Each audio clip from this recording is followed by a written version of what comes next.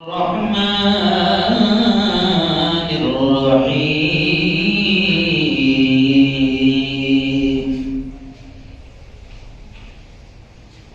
وقرن في بيوتكن ولا تبرجن تبرج الجاهلية الأولى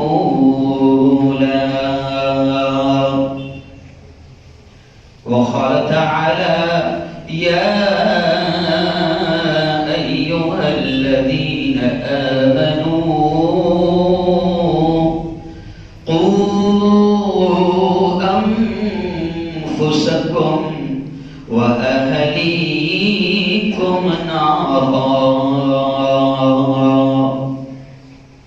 وقال رسول الله صلى الله عليه وسلم الحياء من الإيمان وقال صلى الله عليه وسلم إذا فاتك الحياء فاصنع ما شئت أو كما قال عليه الصلاة والتسليم.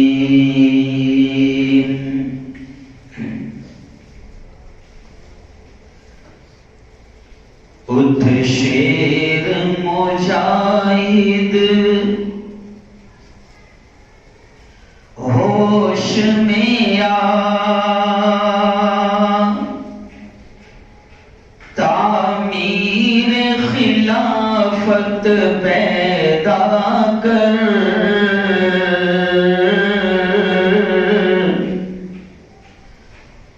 اٹھ شیر مجاہد ہوش میں آ تعمیر خلافت پیدا کر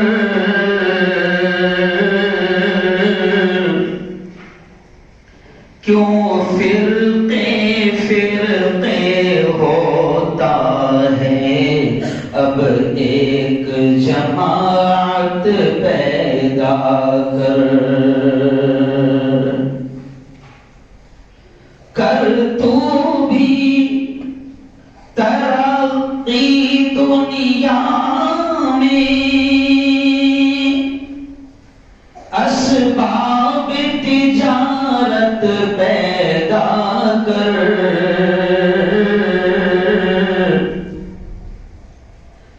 قارون کی دولت ٹھکرا دے عثمان کی دولت پیدا کر اسلام قدم جب بھرتا ہے پھر کفر سے کیوں تو ڈرتا ہے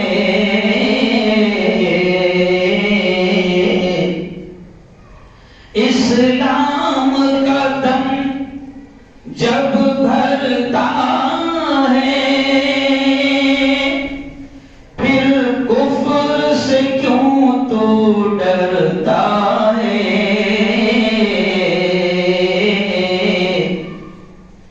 یا تو اسلام کا نام نہ لے یا شوق شہادت پیدا کر.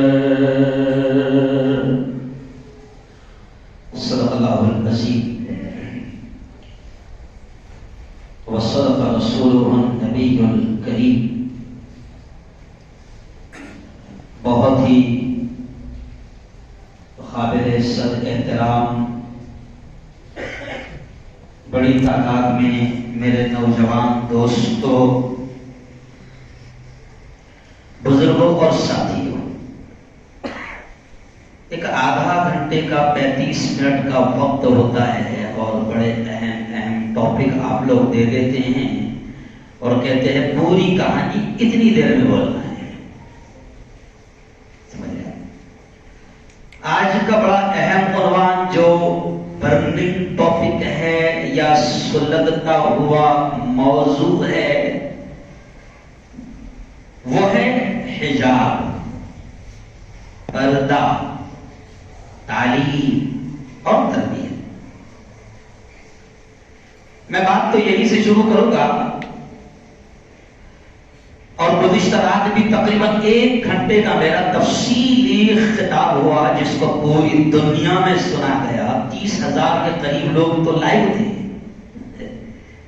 تو کھل کر میں نے بات کی۔ جس کو اور کہیں پورا سننا ہے تو وہ کل بیان آ چکا ہے پورا، اور حکومت نے بھی بڑی محبت کی نظروں سے اس کو سنا، جس کا صبح مجھے اثر بھی نظر آیا اور آنا بھی چاہیے، اور ان اثرات سے کوئی فرق بھی نہیں پڑنا چاہیے۔ اس لیے میں نے شعر پڑھا کہ اٹھ شیر مجاہد ہوش میں آ تعمیر خلافت پیدا کر، کیوں فرقے فرقے ہوتا ہے، اب ایک جماعت پیدا کر تو بھی ترقی دنیا میں اسباب تجارت پیدا کر، قارون کی دولت ٹھکرا دے، قارون کی دولت ٹھکرا دے، عثمان کی دولت پیدا کر، اور اسلام کا دم جب بھرتا ہے پھر کفر سے کیوں تو ڈرتا ہے، یا تو اسلام کا نام نہ لے یا شوق شہادت پیدا کر۔ بھئی 2 چیزیں ہیں۔ اللہ کے حبیب نے فرمایا کہ بزدلی اور ایمان دونوں ایک جگہ جمع نہیں ہو سکتے۔ مومن ہوگا تو بزدل نہیں ہوگا، بزدل ہوگا تو ارے بولو زور سے بولو، بزدل ہوگا تو مومن نہیں ہوگا۔ ایکچوئل میں اپنوں کو اسلام میں سیکولر چاہیے۔ کیا چاہیے؟ سیکولر اسلام اپنوں کو چاہیے، اوریجنل اسلام نہیں چاہیے۔ یہ جو حالات آ رہے ہیں اس کی وجہ یہ ہے کہ ہماری ایمان کی باتیں بھی یہ زبان تک کر رہے ہیں، اللہ گیا، مات اللہ گیا، نفع اللہ گیا، نقصہ ایسا بولتا جیسا کیا مضبوط ایمان ہے۔ لیکن ہر شخص یہ چاہتا ہے کہ خراج بھی نہیں آنا اور جہاد بھی ہو جانا۔ کیا نہیں آنا؟ خراج بھی نہیں آنا اور جہاد بھی ہو جانا۔ تو میں بات یہی سے شروع کروں گا کہ یہ باولے چالے اسلام میں نہیں چلتے، ہے نا۔ میرے استاد محترم کہتے تھے کہ یا تو پورا تیتر بن جا، نہیں تو پورا بٹیر بن جا۔ آدھا تیتر اور آدھا بٹیر ارے بولو نہیں چلے گا۔ تو آئیے خیر، بڑا اہم موضوع ہے، میں بات یہی سے شروع کروں گا کہ ہم ایمان والے ہیں، اور ایمان والوں کو بار بار بار بار یہ تعلیم دی جاتی ہے، اور 5 مرتبہ اذان کے ذریعے سے یہ اعلان کیا جاتا ہے اللہ اکبر اللہ اکبر، کہ دیکھ اللہ ہی سب سے بڑا ہے، اللہ ہی سب سے بڑا ہے۔ تو دنیا میں آیا، جب دنیا میں آتے ہی پہلے تیرے کان میں پھونک دیا گیا، جب تجھے سمجھتا بھی نہیں تھا اسی وقت اسلام نے کہہ دیا تھا کہ KG میں جانے سے پہلے، اسکول میں جانے سے پہلے، پری پرائمری میں جانے سے پہلے، جونیئر میں جانے سے پہلے، ماں کی گود میں آتے ہی اسلام نے سکھا دیا کہ بچہ جیسے ہی آئے گا تو اس کے کان میں پھونک دینا کہ دیکھ دنیا کی کوئی طاقت بڑی نہیں ہے، میرے پیارے تو دنیا میں آیا ہے تو سن لے اللہ اکبر، اللہ ہی سب سے بڑا ہے۔ کیا پیاری اسلام کی تربیت ہے۔ اسلام کی تعلیم اور تربیت پر کبھی غور تو کیا جائے۔ دنیا کا ہر سماج یا بڑے سے بڑا فلاسفر، بڑے سے بڑا پڑھا لکھا آدمی، وہ 3 سال سے پہلے، اور ابھی زیادہ ترقی ہو گئی تو 2 سال سے پہلے وہ بولتا کہ 2 سال سے پہلے اسکول بھیجنے کی نہیں، پہلے بھیجتے تھے 5ویں میں۔ نہیں سمجھا؟ پہلے کب بھیجتے تھے؟ 5 سال کا۔ ابھی وکاس ہو گیا ہے تو ابھی کب سے بھیجتے ہیں؟ ارے بولو 2 سال۔ دنیا 2 سال کے بعد تعلیم کی بات کرتی ہے، پڑھانے کی بات کرتی ہے، شکشا کی بات کرتی ہے، ایجوکیشن کی بات کرتی ہے، لیکن اسلام کہتا ہے وہ بولے 2 سال نہیں، ماں کی گود میں آتے سے اس کو ایجوکیشن، تعلیم، تربیت شروع کر دے، اور ماں کی گود میں آتے ہی سب سے پہلے اس کو پڑھا دے، اس کو بتا دے، اس کو سکھا دے، کان کے ذریعے سے اس کے دل اور دماغ میں بھر دے کہ دنیا میں آ رہا ہے، بہت بڑی بڑی حکومتیں آئے گی، بڑی بڑی سلطنتیں آئے گی جو تجھے ڈرانے کی کوشش کریں گی، تو نہیں یہ نہ سمجھنا کہ یہی سب کچھ ہے، ان کے ہاتھ میں سب کچھ ہے، یہی بڑے ہیں، بلکہ اللہ نے کہا نبی کے ذریعے سے پہلے اس کے کان میں پھونک دینا کہ اللہ اکبر، اللہ ہی سب سے بڑا ہے۔ اور اس اللہ اکبر کا پاور کتنا خطرناک ہے، کب 3 دن پہلے دنیا نے دیکھ لیا، نہیں سمجھا؟ ویسے باولے نعرے نہیں ہو، نعرے تکبیر، لارے تکبیر، اللہ اکبر اگر روح، ایمان، اخلاص، پاور سے اگر لگایا جائے تو پھر سینکڑوں درندے اور کتے اور سینکڑوں باطل کے ایوان میں ایسا زلزلہ طاری ہو جاتا ہے۔ ایک اگر بیٹی بھی اگر اللہ اکبر کا نعرہ لگاتی ہے ایمان اور اخلاص کے ساتھ تو سینکڑوں جوان درندے آتنکوادی بھی ہٹنے پر مجبور ہو جاتے ہیں۔ وہ ہے تاثیر اللہ اکبر کی۔ کل میں نے نظم بھی پڑھا، کل کے بیان کو سن لینا پوری کی پوری کہ اللہ اکبر کی تاثیر کیا ہے اور تکبیر کی تاثیر کیا ہے۔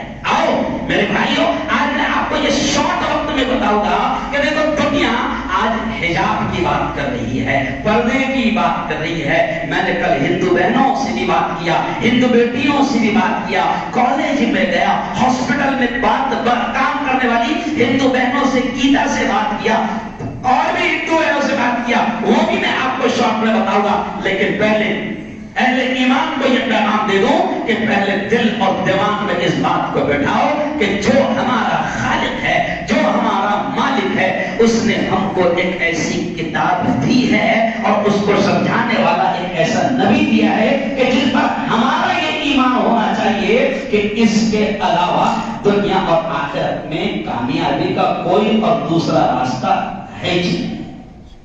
پہلے ہمارا یہ ایمان ہونا چاہیے، کیونکہ ہمارا ایمان پہ ڈاما ڈول ہے، اس لیے کوئی بھی آ رہا اور گھنٹے کے جیسا بجا رہا، ارے بولو چلے گا، کیونکہ تو ہی گڑبڑ ہے نا، تو ہی ڈول بول ہے۔ تجھے کیا تو کیا سمجھتا ہے کہ صرف رمضان آ گیا روزے مسلمان، پیسہ آ گیا حج مسلمان، پیسہ آ گیا سال میں ایک بار زکات دینا ہے مسلمان کی پہچان ہے نا، اور مسجد میں آ رہا تو ٹوپی پہننا اور باہر نکالنے سے پہلے رکھ کر چلے جانا مسلمان نہیں۔ عبادت بہت تھوڑی ہے اسلام میں، کتنی سی ہے، لمیٹیڈ ہے عبادت۔ نماز دن میں کتنی؟ 5، زکات سال میں ایک بار، حج زندگی میں ارے بولو نا ایک بار، تو لمیٹیڈ ہے عبادتیں، وہ بھی پوری نہیں کرتا۔ ابھی زیادہ پڑھا لکھا ہو گیا تو نفل چھوڑ کے بھاگ جاتا کیونکہ مسئلہ معلوم ہو گیا ہے، نفل پڑھو تو ثواب، نہیں پڑھے تو ایسا کوئی کچھ ایسا مسئلہ نہیں ہے۔ ہوشیار ہو گئے نا، اپنے ماں باپ نے کو پڑھا دیے نا۔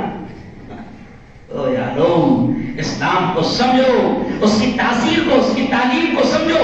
آؤ حجاب آج پوری دنیا کو سمجھ میں آ گیا۔ ایک سننے دیکھیے قرآن کی ایک آیت مولانا کیا ہے، وَمَكَرُوا وَمَكَرَ اللَّهُ وَاللَّهُ خَيْرُ الْمَاكِرِينَ۔ وہ مالک کہتا ہے یہ چال چلتے ہیں، یہ منصوبے بناتے ہیں، یہ سازشیں کرتے ہیں، یہ پلان بناتے ہیں، لیکن اللہ کہتا ہے یہ بھول جاتے ہیں کہ وَاللَّهُ خَيْرُ الْمَاكِرِينَ۔ سب سے بہترین پلانر، سب سے بہترین آئیڈیا کسی کے ہاتھ میں ہے تو وہ کس کے ہاتھ میں ہے؟ اللہ کے ہاتھ میں۔ یہ پلان بناتے ہیں، اللہ سارا فیل کر دیتا ہے، اللہ سارا فیل کر دیتا ہے۔ بلکہ میں تو باقاعدہ ٹوچ کے حکومت کو بول رہا ہوں کہ کورونا بھی کیوں آیا تھا معلوم؟ بدماشی تم نے کرے تھے، بدماشی تم نے کرے تھے۔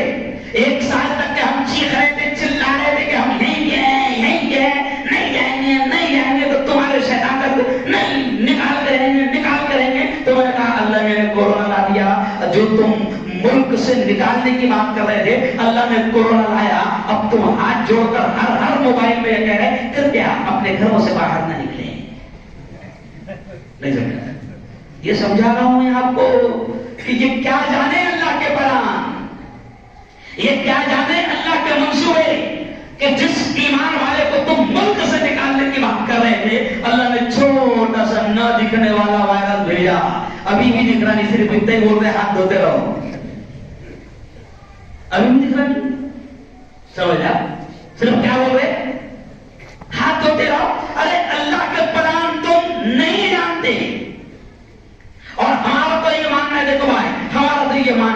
اللہ جو کرتا ہے، زور سے بولو، اللہ جو کرتا ہے. ہم تو بولتے بھیا نگیٹو بھی دکھ رہا تو کچھ تو بھی پازیٹیو ہوگا، کچھ تو بھی پازیٹیو ہوگا. میرے بھائی مولانا بشیر الدین ندوی مرحوم بڑے عالم تھے میرے بھائی. تو میرے بھائی ایک جملہ کہتے تھے، میرے بھائی مولانا بشیر الدین ایک جملہ کہتے تھے کہ اللہ کے فیصلے، دیکھو جملہ سننا، وہ کہتے تھے اللہ کے فیصلے طبیعت کے خلاف ہو سکتے ہیں لیکن اللہ کے فیصلے مصلحت کے خلاف نہیں ہوتے. اللہ کے فیصلے اپنے دماغ کے خلاف ہو سکتے ہیں، اپنی طبیعت کے خلاف ہو سکتے ہیں، لیکن اللہ کے فیصلے مصلحت کے خلاف نہیں ہوتے. وہی جانتا ہے کہ اس کے پیچھے کیا حال ہے. تو میں نے کل بھی کہا کہ واہ واہ، ایمان والوں کو جگانے کے لیے بھی کچھ چیزیں ضروری ہے، اور اللہ شیطانوں سے بھی کام لیتا ہے. کبھی کبھی جگانے کا کام اللہ کس سے لیتا؟ ارے بولو، شیطانوں سے کام لیتا. ایک صاحب جو ہے بہت رو رہے تھے ہے نا، اور اللہ سے بار بار معافی مانگ رہے تھے. تو دوسرے دن تہجد کا وقت تھا، بڑے تہجد گزار تھے، تو شیطان نے باقاعدہ اٹھا دیا. انہوں نے پوچھا بھائی تو کون؟ تو کہا کہ میں شیطان. تو کہا یہ کام کب سے بدل دیا تم نے؟ تہجد میں اٹھانے کا کام کب سے کر رہا؟ بولے کوئی میں بڑا اچھا کام نہیں کر رہا میں، وہ دیکھو سلا دیا تھا کل تو اتنا رویا تو کہ اللہ نے ہزاروں تہجد کا ثواب دے دیا، اس لیے اٹھانا ہے. سیدھا اٹھ اور ایک کا اس لیے نہیں سمجھا.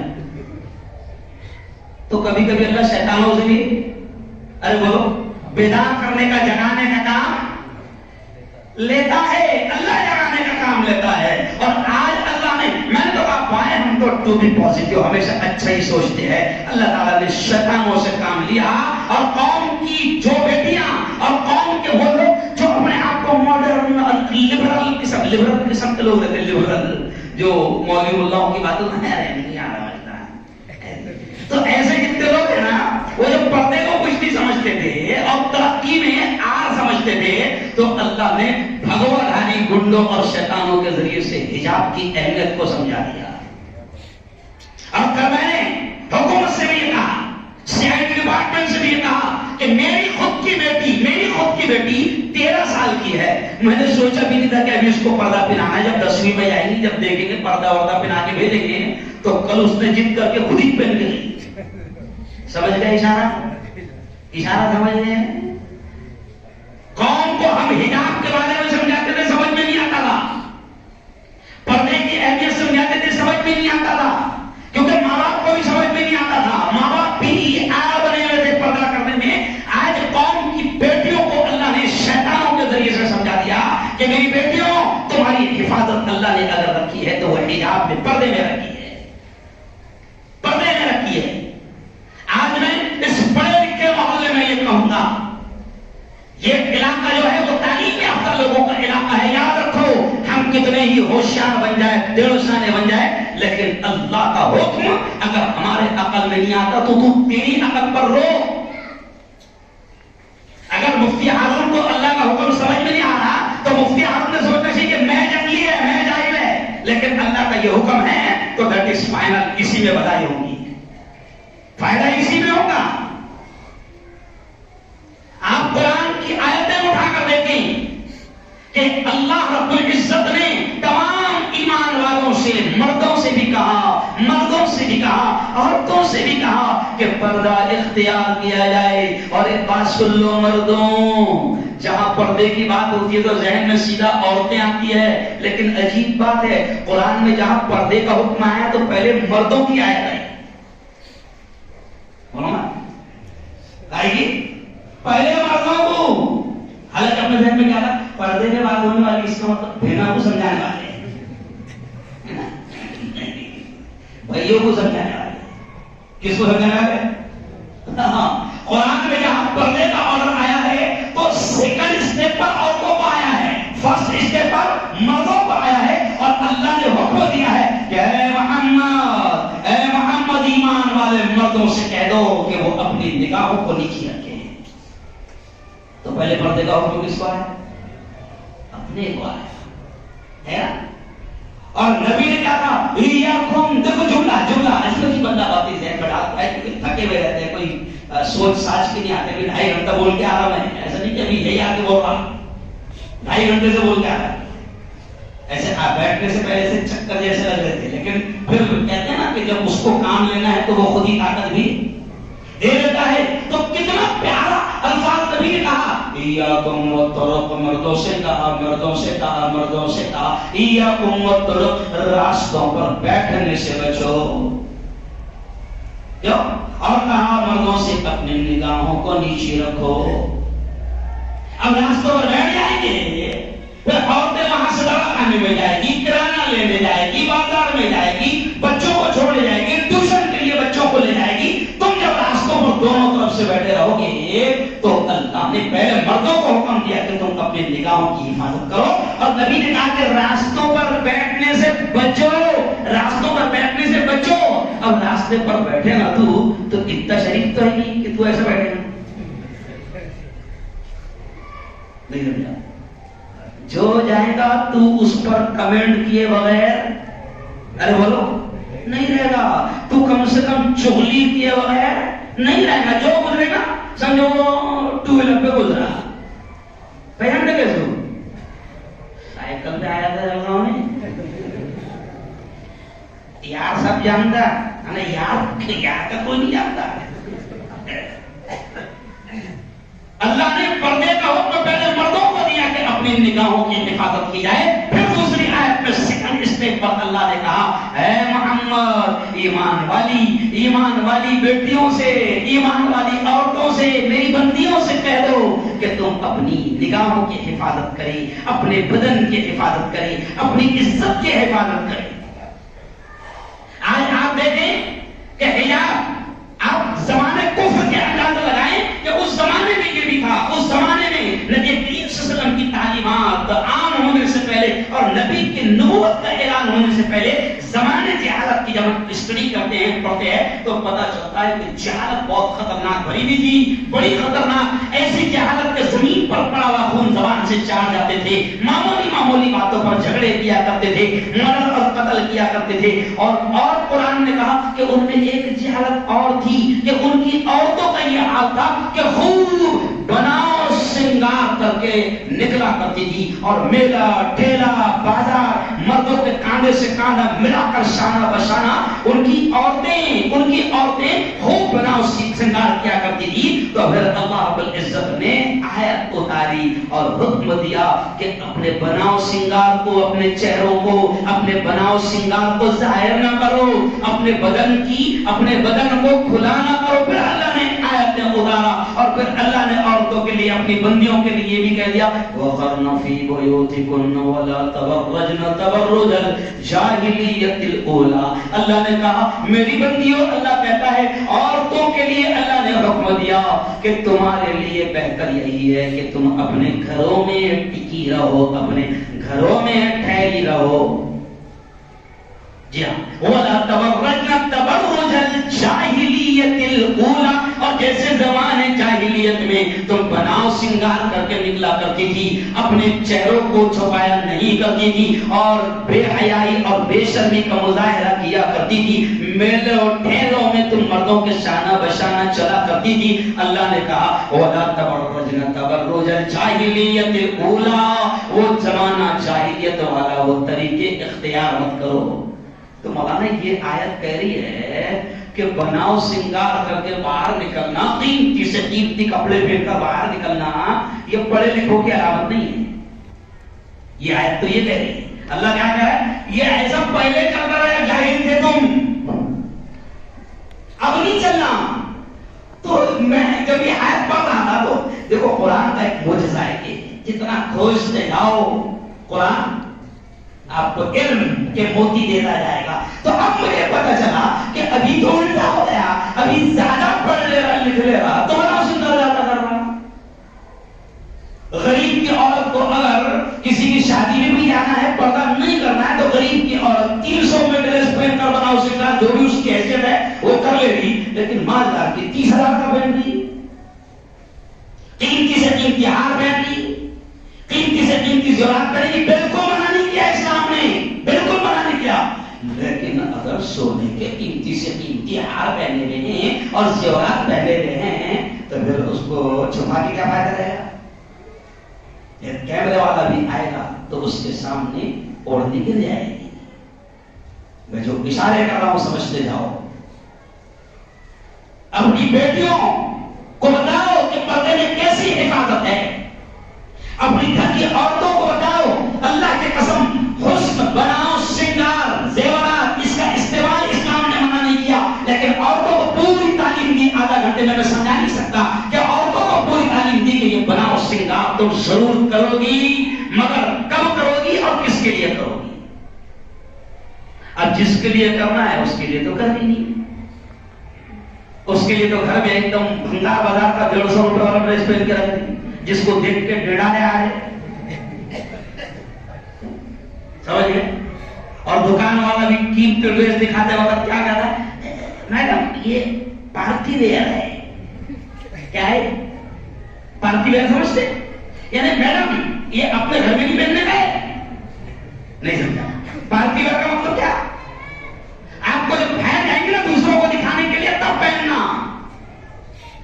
मैं बहुत आसान अंदाज में आपको समझाने की कोशिश कर रहा हूं कि मेरी बेटियों और मेरी बहनों, हम सबको ये हमारी जिम्मेदारी है कि उनको समझाए कि अल्लाह रब्बुल इज्जत ने पर्दे में, हिजाब में, नकाब में तुम्हारी कैसी हिफाजत की है। एक हिजाब वाली बेटी बाहया मानी जाती है, इज्जतदार मानी जाती है। गुज़िश्ता कल भी मैंने ये कहा कि आप देखो, अगर दो औरतें, दो लड़कियां, दो बेटियां अगर रास्ते पर जा रही है, एक वो है जिसने बगैर नकाब के अपने आप को बनाओ श्रृंगार करके बगैर हिजाब और बगैर पर्दे के बाहर निकाला है, और एक वो बेटी है, एक वो औरत है मुसलमान की, वो बेटी है कि जिसके पंजे और आंख भी नजर नहीं आ रहे और कायदे से उसने पर्दा किया है। यकीन मानो वो बेटी जो बापर्दा है, पर्दे से है, लोग उनको छेड़ना पसंद नहीं करेंगे। कुरान कहता है, कितनी प्यारी आयत है मौलाना, कुरान कहता है कि ईमान वाली बेटियों से कह दो कि पर्दा करें। और अल्लाह ने बड़े अजीब अल्फाज इस्तेमाल किया। अल्लाह ने कहा, देखो दो बड़े फायदे अल्लाह ने बताया, कि इसका फायदा ये होगा, देखो गौर से सुनना, अल्लाह कह रहा है इसका फायदा ये होगा कि अगर तुम पर्दा इख्तियार करोगी तो इसका फायदा ये होगा कि तुम पहचान ली जाओगी कि तुम शरीफ हो। छेड़ेगा नहीं कोई, क्यों? तुम पहचान ली जाओगी कि तुम शरीफ है। फिर तुम पर कमेंट नहीं किए जाएंगे, सीटी नहीं मारी जाएगी, तुम्हारी इज्जत उछाली नहीं जाएगी, तुम्हारी इज्जत महफूज रहेगी। आज से 3 साल पहले जब मुल्क में बलात्कार का मुद्दा उठा था तो आपको मैं समझाने के लिए बोल रहा हूं कि एक हिंदू लीडर ने जो कट्टरवादी है, मुसलमानों का दुश्मन है, उसने पार्लियामेंट में टेबल ठोक कर यह कहा था कि अगर मुल्क से बलात्कार, रेप को अगर खत्म करना है तो इस्लाम के कानून को लाओ। किसको लाओ? और हिंदू बड़ी बड़ी औरतों ने यह कहा था, हिंदू बेटियों से, हिंदू बड़ी बड़ी औरतों ने यह कहा था कि हम बेटियों से ये कहते हैं, हम औरतों से ये कहते हैं, हम महिलाओं से ये कहते हैं कि अगर बाहर निकलते हैं तो अपने बदन को छुपा कर निकले। इससे ये होगा कि उनको शरीफ गिना जाएगा और बदमाश किस्म के जो लोग हैं वो उनको छेड़खानी नहीं करेंगे। देखो समझदारी ना सारी चीजें। कल मैं कॉलेज में था, हिंदू मुस्लिम दोनों बेटियां थी, तो बड़ा पसंद आया हिंदू बेटियों को भी, और बाद में उन्होंने खुद पूछे, गुरुजी रात में कितने बजे बयान हुआ? समझ रहे आप? तो हिंदू बेटियां थी, तो मैंने जब उनके सामने कहा, मैंने कहा बेटिया आप ये गर्मी के वक्त में ये स्कार्फ लगा के आते हैं, पूरा छुपा कर आते हैं, तो क्यों? तो बोले सर इससे क्या होता है कि गर्मी के जो लू और वायरस रहते हैं गर्मी के, है ना, इससे स्किन महफूज रहती है, चमड़ी महफूज रहती है, हुस्न महफूज रहता है ना। धूप में निकलने से ये स्किन काली हो जाती है, खराब हो जाती है, तो जो गर्मी के लू के वायरस है इससे महफूज रहते हैं। तो मैंने उन हिंदू बेटियों से कल इकरा कॉलेज में भी कहा कि मेरी बेटियों, अल्लाह यही चाहता है कि तुम गर्मी के वायरस से भी महफूज रहो, सर्दी के वायरस से भी महफूज रहो, और जो रास्तों में छिछोरे वायरस रहते, अरे बोलो, बड़ा पसंद आया हिंदू बेटियों को। फिर मैंने कहा ایک بات بتاؤ، میں نے ہندو بیٹیوں سے کہا ایک بات بتاؤ، اگر آپ کو مارکیٹ میں اللہ نے قدرت نے پھل جو اچھے پھل جو انسان پسند کرتا ہے، تو اللہ نے ہر اچھے پھل کو قیمتی پھل کو باقاعدہ کور لگا کر دیا ہے. میں نے اگر آپ مارکیٹ میں گئے تو دکان والے نے آپ کی سیوا کرنے کے لیے کیلے چھیل کے رکھا، تو کیلے چھیل کے رکھا تاکہ آپ کی سیوا ہو جائے اور آپ کو چھیلنا بھی نہ پڑے. موسمی چھیل کے رکھا، سنترا ارے بولو نا چھیل کے رکھا. یا کیڈبری کی فیکٹری نے کیا کری، کیڈبری اوپن کر کے رکھی، تو لوگ کیا نہیں سر وہ تو اگر اس کو کھول دیا جائے تو دھول مٹی اور وائرس، پہلے تو وائرس کتنے لگ رہے سر ہے نا، تو وائرس وہ سب کھلا بنا تو وہ لگ جائیں گے. اور کیڈبری کو اگر کھول دیا جائے تو 5 منٹ کے اندر کیڑے مکوڑے سب لگ جائیں گے. تو میں نے کہا اللہ نے یہی تو سمجھایا کہ ہر قیمتی چیز کو میں تمہیں ڈھانپ کر دے رہا ہوں اور وہ اسی میں محفوظ رہے گی. اگر اس کو کھول دیا جائے، اگر وہ اس کو کھول دیا جائے تو پھر وہ ختم ہو جائے گی، خراب ہو جائے گی. تو اللہ نے کہا او میری بندیو، میں نے تم کو عورت بنایا ہے. پھر میں نے گزشتہ کل کے بیان میں رگوید کو بھی سمجھایا، مہابھارت کو بھی سمجھایا، رامائن کو بھی سمجھایا کہ کتنی ہندو دھرم میں باقاعدہ جیسا قرآن میں عورتوں کے لیے پردے کا حکم آیا ہے، ویسے ہی ہندوؤں کے کتابوں میں بھی باقاعدہ پردے کا حکم آیا ہے. تو پھر ہندو عورت نے خود انٹرویو دیتے ہوئے کہی، اس نے ایک جملہ میں آگے بڑھو تھی کہ وقت ختم، کہ ہندو عورت نے خود کہی کہ صاحب یہ سب گھٹیا قسم کی نیچ قسم کی راجنیتی چل رہی ہے. لیکن میں نے کہا دیکھو بھائی ہمارا تو بھلا ہو گیا، ہمارا تو کبھی بھی نقصان ہوتا نہیں. پہلے ہم علماء لوگ مسلمانوں کو ایک کرتے کرتے حلق میں سے خون نکلنا باقی تھا، مانتے نہیں تھے. تم نے بدماشی کرے، تم نے شیطانی کرے اور NRC اور CA کا مدعا لائے تو ہم کالا پھیٹا، ہرا پھیٹا، سفید پھیٹا سب ایک جگہ ہو گئے. تو بھائی تم تو جو بھی بدماشی کرتے تو ہمارا فائدہ تو ہوتا. ابھی تم نے نئی بدماشی کرے حجاب کی تو آج میری 13 سال کی بیٹی بھی گئی کہ اب تمہیں حجاب ارے بولو پہنو گی. تو آج مسلمان بیٹیوں کو حجاب کی اہمیت سمجھ میں آ رہی ہے. لیکن اب ختم کرتے کرتے میں آپ سے کہوں گا کہ میرے بھائیوں، یہ مردوں کی ذمہ داری ہے کہ اپنے گھر کی عورتوں کو پردے کا حکم دیں.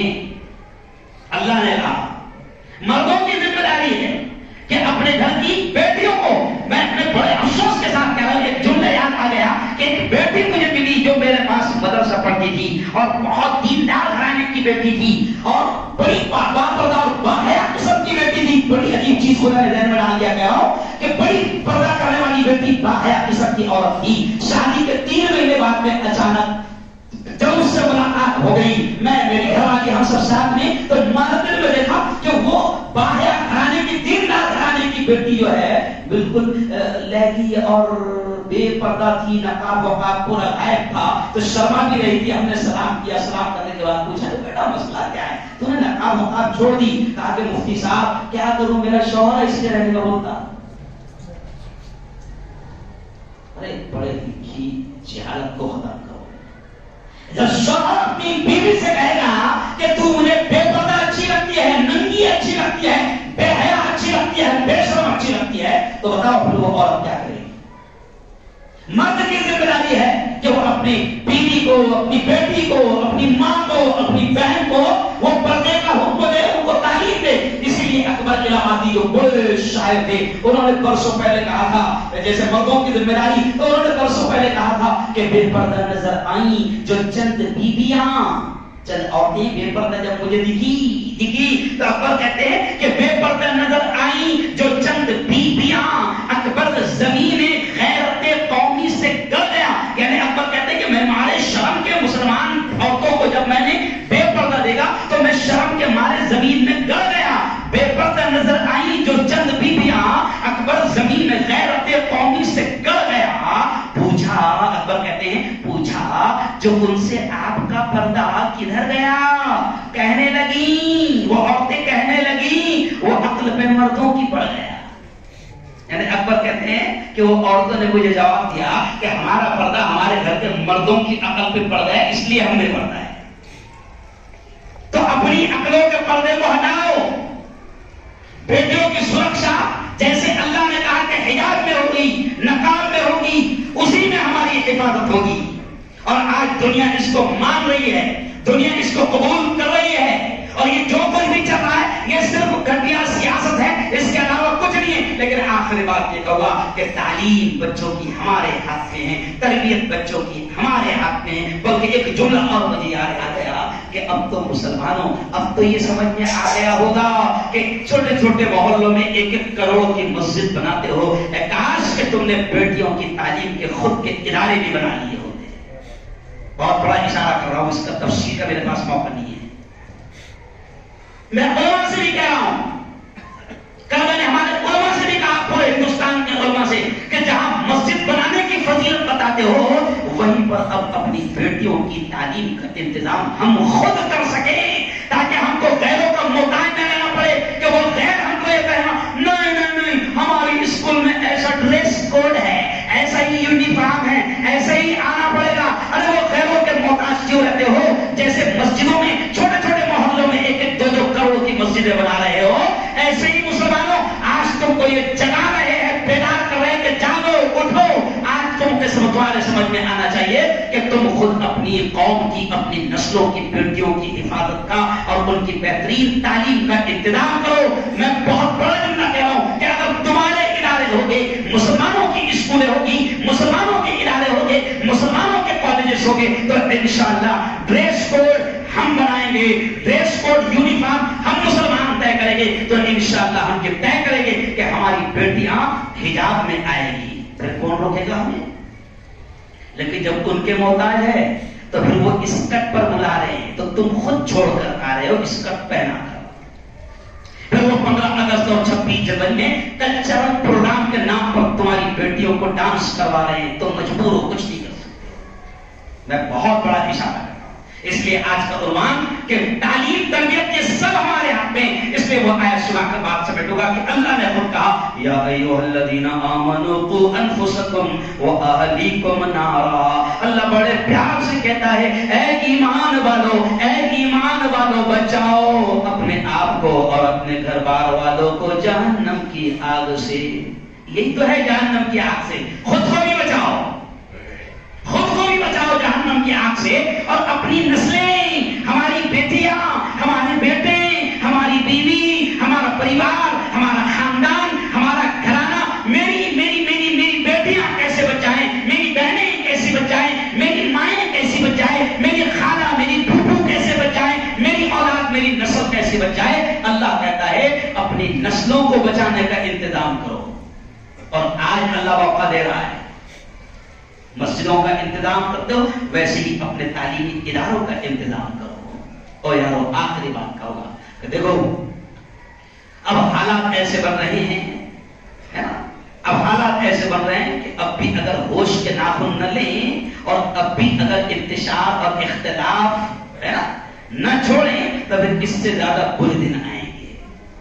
میں اتنا ہی کہوں گا کہ اپنی بیٹیوں کو جتنا بچا سکتے ہو بچاؤ، ورنہ پھر ایک وقت ایسا آتا ہے کہ پھر کبھی ہم نے یہ سوچا نہیں تھا، مولانا یہ کہتے ہوئے شرم آ رہی ہے، کبھی ایمان والوں نے یہ سوچا نہیں تھا کہ مسلمان کی بیٹیاں عدالت میں جا کر خود اپلیکیشن دے گی کہ میں اپنی مرضی سے اسلام اور ایمان چھوڑ رہی ہوں، اور کبھی ہم نے یہ سوچا نہیں تھا کہ مسلمان کی بیٹیاں یہ کہے گی کہ میں اپنی مرضی سے کسی رمیش اور پرکاش کی زندگی کا حصہ بن رہی ہوں۔ آج وہ دن بھی ہم کو دیکھنے مل رہا ہے، اور ایسے ماحول میں بھی اگر ہم بے خبر رہیں تو ہم سے زیادہ نادان اور بے وقوف اور جاہل کوئی نہیں ہو سکتا ہے۔ ہم اپنے آپ کو دنیا کی 10 کتابیں اور 2-4 ڈگریاں لے کر پڑھے لکھے سمجھ سکتے ہیں، لیکن حقیقت میں ہم سے بڑا جاہل کوئی نہیں ہو سکتا ہے۔ اس لیے ہمیں بہت کچھ سوچنا پڑے گا۔ انشاءاللہ پھر آؤں گا میں، کون سبھی معراج شاید دیا ہوں آپ لوگوں کو، تو جب میں آؤں گا، جب 1.5-2 گھنٹے کا بیان ہوتا ہے تو بہت ساری چیزیں کہوں گا، لیکن آج آپ سے اپیل کر رہا ہوں کہ اپنے مدارس کا، اپنی اسکولوں کا، اپنے کالجوں کا انتظام کرو، اور یہ بھی کہوں گا کہ یہ جو مسجدیں ہیں نا، ابھی آگے چل کے یہ سب ٹارگٹ کرنے کی کوششیں ہوگی، لیکن اللہ کا شکر ہے مسجد کس کا گھر ہے؟ زور سے بولو، اللہ ہی ہر طرح سے حفاظت کرے گا۔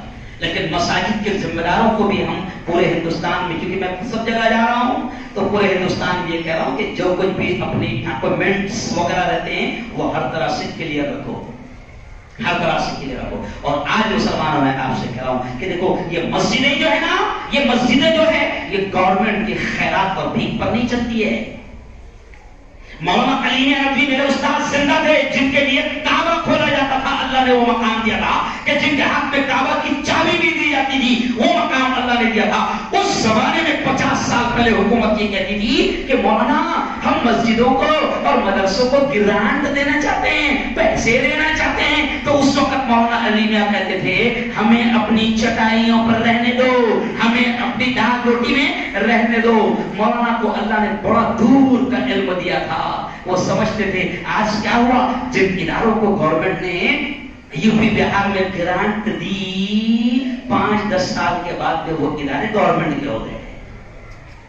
میں بہت بڑا اشارہ کر رہا ہوں. تو یہ مسجدوں کی حفاظت کرو، ان مسجدوں کو سمجھو. میں آج آپ سے میں دل سے آپ سے اپیل کر رہا ہوں، ہر جگہ یہ اپیل کر رہا ہوں کہ مسجدوں کے اخراجات، مسجدوں کے اخراجات کا پورا خیال رکھو. ایک امام، ایک مؤذن، مسجد کا خادم، ان کا پورا خیال رکھو. اور جیسے آج ایک ABCD پڑھانے والا، A for ایپل پڑھانے والا 20-25-30 ہزار پیمنٹ لے رہا ہے، تو ہم کبھی کیوں یہ نہیں سوچتے کہ ہمارے امام کو کبھی ہم بہتر انتظام کریں اور اللہ کے گھر کا ہم بہتر انتظام کریں.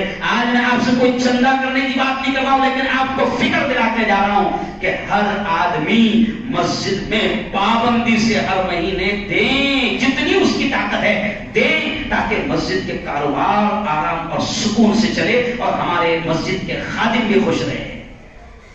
ہر آدمی نہیں، مجھے نہیں معلوم آپ کے یہاں کا کیا ہے، کوئی 500 دیتا ہوں گا، کوئی 1000 دیتا ہوں گا مہینے کا، لیکن پابندی سے دیں. اور جب نہیں دیتے ہوں گے، آج میں آپ سے اپیل کر رہا ہوں کہ دینے کی عادت ڈالو، دینے کی عادت ڈالو، دینے کی عادت ڈالو. سخاوت ایمان کا اور اسلام کا حصہ ہے، دینے کی عادت ڈالو. اچھا ایک بات میں آپ سے پوچھتا ہوں کہ کون کون پابندی سے دیتا ہے، اس مسجد کو مدد کرتا ہے؟ تھوڑا سا ہاتھ اٹھا کے بتا دو.